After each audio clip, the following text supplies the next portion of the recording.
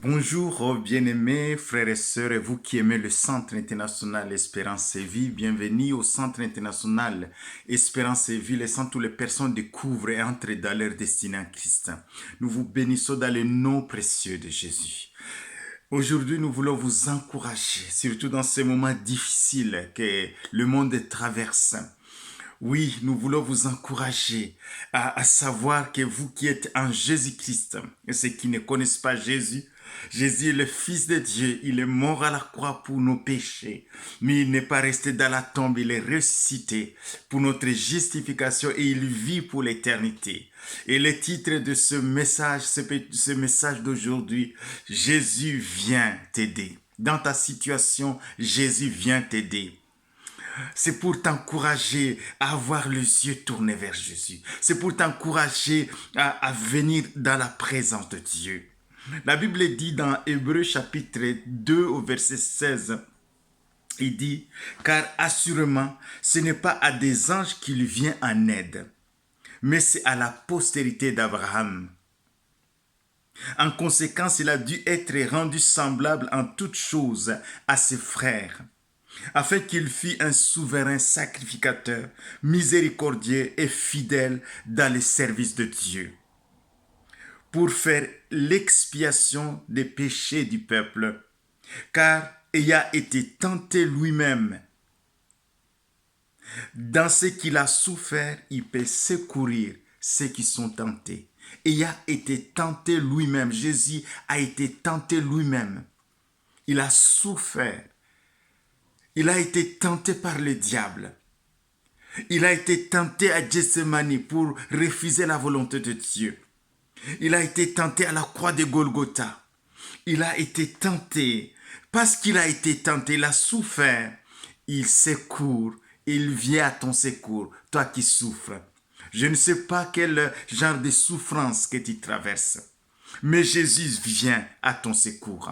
Il est vivant, il est sorti du tombeau, il est vivant pour l'éternité. Il vient secourir les affligés, il vient secourir les rejetés, il vient secourir ceux qui se sentent seuls, il vient te secourir toi qui est accablé, il y a l'accusation dans tes pensées, il vient te secourir. Toi qui as fait même des bêtises les plus ignobles, il vient te secourir parce qu'il a versé son sang, le sang de l'expiation qui expie les péchés.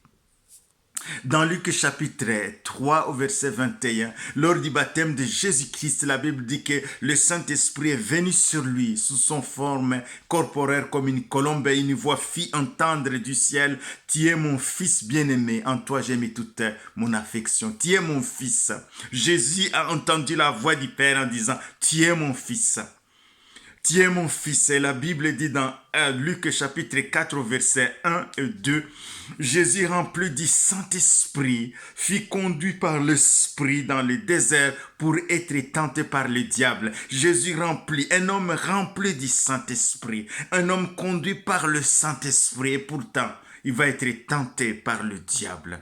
Le diable va venir vers lui au moment où il a eu faim. Après les 40 jours de jeûne et de prière, la Bible dit qu'il eut faim et le tentateur s'approcha de lui en disant, si tu es fils de Dieu, ordonne que ces pierres deviennent de pain. Et Jésus va lui dire, l'homme ne vivra pas de pain seulement, mais de toute parole qui sort de la bouche de Dieu.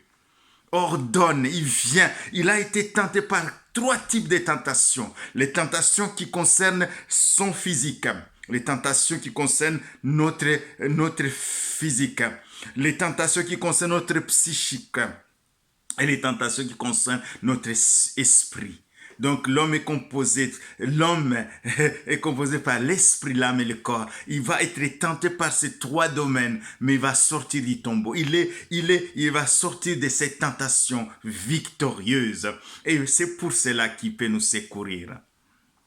Quand nous retournons au commencement, dans Genèse 3, nous voyons effectivement la même tentation a été adressée. Le diable a adressé la même tentation à nos premiers parents. Alors que Dieu dit, faisons l'homme à notre image.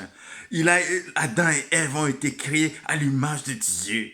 Et dès qu'ils dominent, il les a donné le mandat de dominer. Ils ont créé à l'image de Dieu.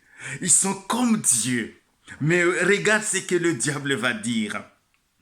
Dans Genèse 3, il dit, le serpent était le plus rusé de tous les animaux des champs que l'Éternel avait fait. Il dit à la femme, Dieu a-t-il réellement dit, vous ne mangerez pas de tous les arbres du jardin? Dieu a-t-il réellement dit? Et au verset 5, il dit, mais Dieu sait, le jour où vous en mangerez, vos yeux s'ouvriront et vous serez comme des dieux. Vous serez comme des dieux, sans dépendre de Dieu, en enfreignant, en n'obéissant pas à la loi de Dieu qui a dit, vous ne mangerez pas cet arbre. Le diable va venir, le trouver sur un terrain glissant. Nous allons voir, décortiquer ces choses. Ça, c'est un message d'introduction. Mais Adam et Ève vont tomber et il va les retrouver toujours dans leur identité. Vous serez comme Dieu, alors qu'ils sont créés à l'image de Dieu. Il va les tenter dans ce qu'ils sont réellement. Parce qu'en Jésus, dans Luc 4, il va dire, si tu es fils de Dieu, ordonne. Alors que Dieu lui-même a dit, tu es mon fils bien-aimé. Oui, le diable vient, il va venir nous tenter là où Dieu lui-même a déclaré qui nous sommes, dans notre identité. Oui, nous ne sommes pas n'importe qui, surtout nous qui sommes en Jésus-Christ. Galates 3, 6 dit, parce que vous êtes fils, Dieu a envoyé dans vos cœurs l'esprit de son fils. Nous avons l'esprit de Christ en nous. Celui qui a vaincu le diable habite en nous. Celui qui a vaincu les tentations habite en nous. Nous voulons tourner nos regards vers lui, le victorieux et le vainqueur, celui qui a vaincu le diable. Dans ce message d'introduction, je vais terminer par ce texte de Hébreux chapitre 4 au verset 14. Ainsi, puisque nous avons un grand souverain sacrificateur qui a traversé les cieux, Jésus le Fils de Dieu, demeurons fermes dans la foi que nous professons.